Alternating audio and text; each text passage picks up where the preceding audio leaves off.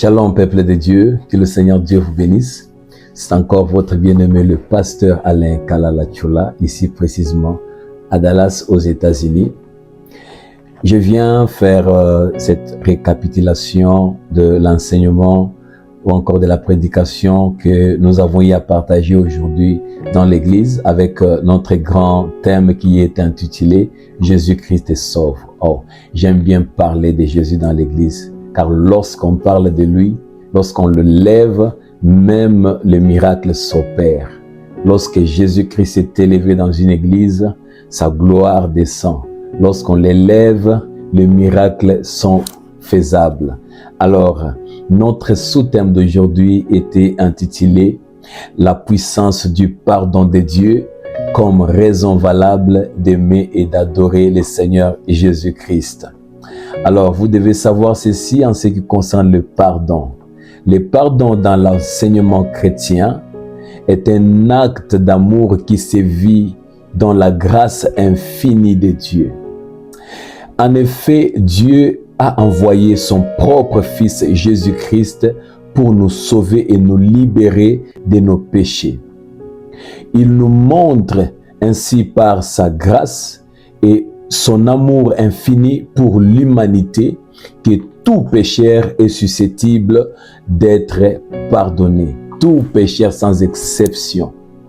Cela veut dire que personne ne puisse s'exclure, que personne ne dise « moi j'ai beaucoup fait de péchés, j'ai commis des grands péchés, des grands crimes, le Seigneur ne me pardonnera pas ». Non, je vous dis, le Seigneur peut vous pardonner. Le pardon de Dieu est plus puissant que le péché de l'humanité. Le pardon de Dieu est plus puissant que ce que tu as commis comme crime. Aux eaux des baptêmes, Jean a dit « Voici l'agneau de Dieu qui ôte les péchés du monde ». Il n'a même pas dit « Voici l'agneau de Dieu qui couvre les péchés du monde », mais il a dit « Voici l'agneau de Dieu qui ôte les péchés du monde ». Car dans les temps jadis, les souvenirs du péché ne pouvaient pas être effacés par le sang de boucs et de taureaux. Mais le sang de Jésus-Christ ôte les péchés et annule la condamnation. Raison pour laquelle Jean a dit « Voici l'agneau de Dieu qui ôte les péchés du monde ». Alors le sang de Jésus peut ôter aussi même tes péchés. Alors que personne ne se culpabilise, que personne ne dise « moi j'ai avorté, moi j'ai tué ». Non, non, non. Le Seigneur peut te pardonner. La Bible nous dit dans Romains chapitre 5 verset 8, la Bible nous dit « Dieu prouve son amour envers nous en ce que lorsque nous étions encore dans le péché, Christ est mort pour nous. » Christ est mort pour nous. Quand tu étais encore dans le péché, le Seigneur est mort pour toi. Alléluia. Et dans 1 Jean chapitre 1 verset 9, la Bible nous dit ceci: si nous confessons nos péchés, il est fidèle et juste pour nous les pardonner et pour nous purifier de toute iniquité. Il est fidèle et juste. Les hommes de ce monde peuvent pardonner partiellement, mais notre Dieu ne pardonne pas partiellement. Lorsqu'il pardonne, il pardonne totalement. Et son pardon est sincère. Lorsqu'il te pardonne, il oublie complètement ce que tu avais fait comme péché. Jamais il ne te rappellera pour te dire « Souviens-toi de ce que tu avais fait l'année passée ». Lorsque tu te répands devant le Seigneur, il est fidèle et juste pour te pardonner et pour te purifier, t'accorder la justification. La Bible nous dit « Qui accusera les élus de Dieu? Qui le condamnera? Car c'est Dieu qui justifie. » C'est Dieu qui justifie. Personne ne peut le condamner. La justification, c'est quoi? C'est le fait que le Seigneur déclare non coupable celui que le monde avait déclaré coupable. Le fait que le Seigneur déclare pur ce que le monde avait déclaré impur. Et je vais vous dire une chose, ce que Dieu déclare pur, personne ne peut le déclarer impur. Si vous lisez dans Luc chapitre 7, du verset 37 au 50e verset, vous trouverez l'histoire de cette femme pécheresse qui a appris que Jésus-Christ est dans la maison de Simon.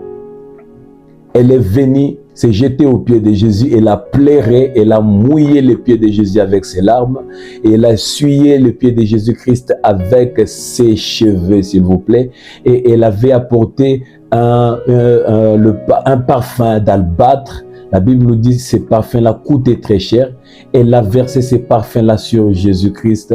Et le Seigneur a regardé cette femme pour lui dire que tes nombreux péchés te sont pardonnés.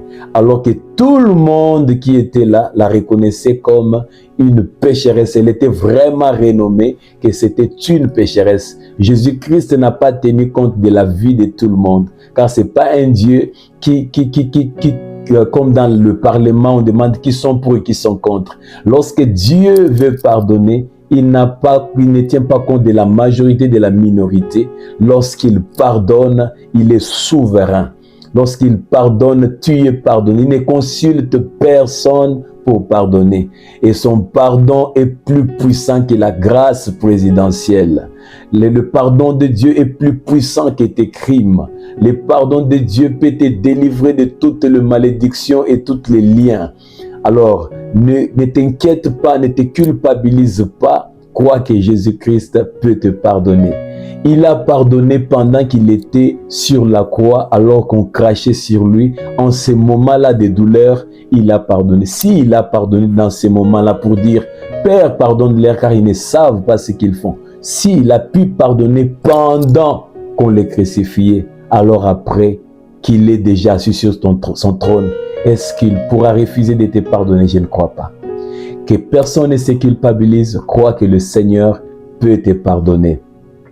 Alors aujourd'hui, que tout celui qui entend ces messages n'endurcisse pas son cœur, comme la Bible nous dit, si vous entendez sa voix, n'endurcissez pas vos cœurs. Partout là où vous me suivez, donnez vos vies au Seigneur Jésus-Christ. Venez, le Seigneur ne va pas vous rejeter. Le Seigneur n'est pas venu pour les justes, il est venu pour les méchants. Nos portes sont ouvertes à l'église. L'Assemblée de Jésus-Christ pour la repentance, l'extension de Dallas est ouverte pour tous les pécheurs, toutes les personnes rejetées par-ci par la cause de leur mauvaise réputation. Venez, le Seigneur peut vous pardonner. Le Seigneur vous fera grâce. Que le Dieu Tout-Puissant vous bénisse. Que Dieu vous fasse du bien.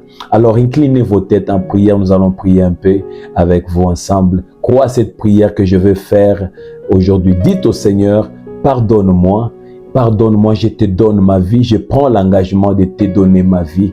Après cette parole qui a touché mon cœur, j'ai pris l'engagement de te donner ma vie. Prions au nom de Jésus-Christ.